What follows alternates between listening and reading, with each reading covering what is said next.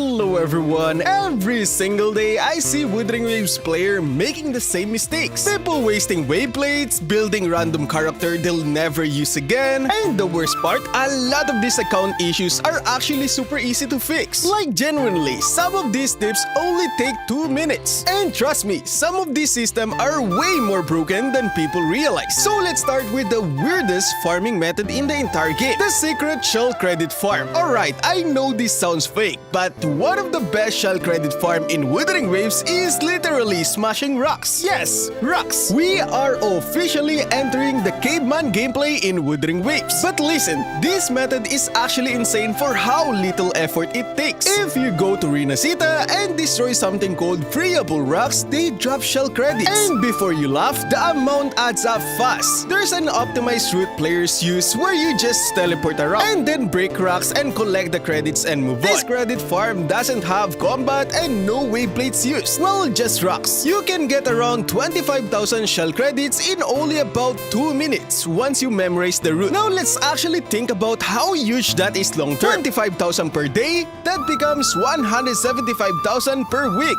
around 750,000 per month, and over 9 million shell credits per year. And that's for free, and we all know how brutal shell credit costs become later on. You level 1 weapon, you're broke now. Upgrade echoes, you're broke again. Pull a new character, congratulations, your shell credits will be gone too. So having a passive income method like this is insanely valuable, especially for F2P players. Because instead of using wave plates farming credits, you can use those wave plates on tasset fields, boss materials, weapon materials, or even XP materials. Basically, actual progression. And the best part about this method is the time investment. It's not one of those quick farm that secretly takes 45 minutes. This generally takes around 2 minutes once you know the route. So if you're lagging in daily anyway, there's almost no reason not to do this. Trust me, your future self will thank you when you're not sitting at 3,000 credits trying to upgrade a weapon. Stop building every character early. This is probably the biggest beginner mistake in Wuthering Waves. And honestly, even veteran players still do this. You pull a new character, you get excited, then suddenly you're leveling everyone. Next thing you know, nobody has a proper echoes. Nobody has upgraded skills. Your weapons are underleveled and your account somehow feels weak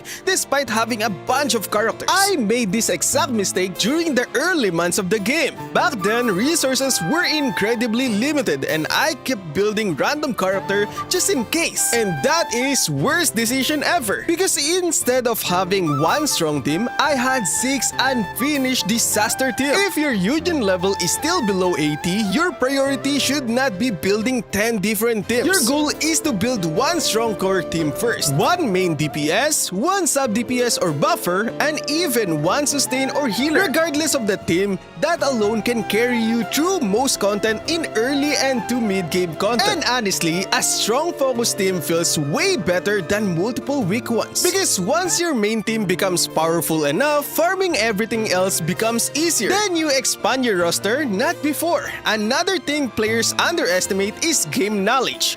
When you focus on fewer characters, you actually start understanding the following: rotations, outro skill, buff timing, concerto management, and team synergy, instead of just randomly pressing buttons. And that knowledge helps you make smarter pull decisions later on. Because eventually, you start thinking, oh wait, this character actually synergizes with this team. That's how strong accounts are built, not by panic building every shiny new unit that appears on your screen. Your account progression becomes way smoother when you stop spreading resources too thin. And speaking of progression, there's another weekly system people keep forgetting exists. Fantasy of the 1000 Gateway is a free value. I'm convinced some players completely forget this mode exists because Fantasy of the 1000 Gateways is one of the best weekly activities in the game, especially for F2B players. Why? Because every week, you get 2 free claim attempts. And these claims basically let you choose reward from any tasset field you want, which means free echoes, free echo XP, and free shell credits and 0 wave plates cost.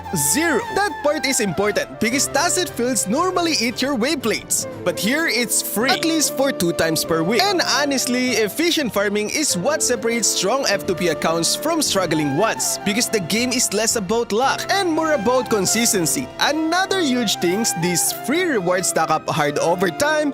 1 week doesn't seem crazy, but after months, that's ridiculously amount of saved wave plates. And the mode itself isn't even difficult, which is why there's basically no reason to skip it.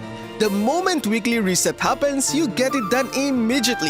Treat it like a weekly paycheck, because the free progression is still progression. And those are free asteroids too per week. And now we need to talk about one of the best changes Kuro ever added to echo farming. Targeted data merge changed everything. Okay, this system is massive, especially if you've suffered while farming echoes. Because before version 3.1, data merge was pure chaos. You'd throw useless echo into the machine and pray that was basically the system. But now, targeted merge exists, and this completely changed echo farming forever. Because now, you can actually pick which echo set you want when merging. And that is huge, especially for players who just hate specific tacit fields or building a specific character. But here's the important part. You only get 10 targeted merges per week. So if you forget to use them, you are basically throwing away free progression. What you should be doing every single week is the following. Farm tacit nest, collect unwanted echoes, use the targeted merge, select your desired set, and use all 10 targeted merges. That's simple, right? And over time, this system massively reduces the RNG pain. Will every merge be good? Absolutely not. Some of them will still be complete garbage. You'll probably get defense stat on a DPS echo set and stare at the screen in disappointment. But eventually, you will hit upgrades, and that consistency matters, especially for F2P players who cannot brute force farming with refreshes. Take note that data bank level affects rarity, so if your data bank level is low, fix that first. But seriously, targeted merge is one of those systems that strong accounts never skip. Okay, don't underestimate 4-star characters. I swear some players treat 4-star like they don't exist, which is crazy because some of the best support in Wuthering Waves are actually 4-stars. Characters like Sanwa, Mortifi, Tauchi, Lumi, and Bullying can provide insane value for F2P accounts, and the biggest reason is their auto skills. A lot of these characters provide strong amplification effects that massively boost your DPS units, meaning you don't always need double limited 5-star to make the team work. Sometimes a good support does more for your account than another flashy DPS. Take Sanwa for example. She's honestly one of the best 4-star in the entire game. Why? Because her concerto generation is ridiculously smooth, which means getting her auto skill active feels way easier compared to some other supports. And once you learn proper animation cancelling and quick swap rotation with characters like Mortifi or Tauchi, their value skyrockets. That's the part many newer players miss. Strong gameplay mechanics can make weaker character feel amazing.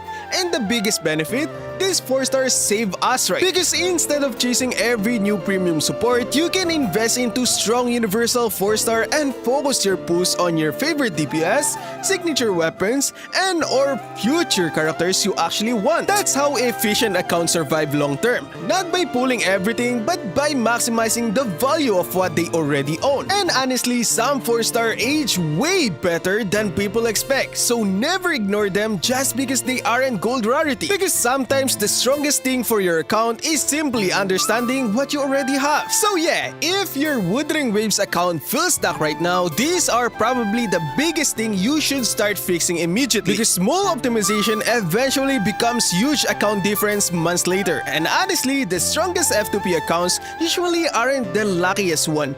They're just the most efficient one. Anyways, let me know down below what's the biggest mistake you made on your account currently. Trust me, we've all made some horrible decision in this game. And if this video helped you out, don't forget to like, subscribe for more Wuthering Waves content. And I'll see you guys in the next one. Peace out.